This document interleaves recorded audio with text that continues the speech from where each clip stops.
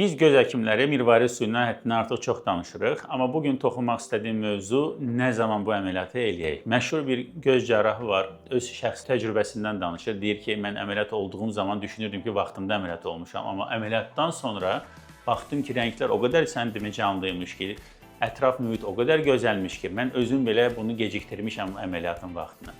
Düşünün, bu adam təcrübəli cərrahdır, insanlara deyir ki, vaxtında əməliyyat olun, özü vaxtını keçirir. Niyə? Çünki yavaş-yavaş, tədrici olaraq görmə keyfiyyəti aşağı düşür. Bəs biz bunu necə bilək? Bir yolu var, vaxtında göz həkimi müayinələrə getmək və çox asanlıqla bunu aşkarlaya bilirik və görmə keyfiyyətiniz, həyat standartlarınız aşağı düşürsə, bunu vaxtında üstünə düşün. Çünki nə qədər tez əməliyyat olsanız, yəni vaxtı çatıbsa, o qədər daha ətrafa canlı və pozitiv dolu ruhla baxacaqsınız.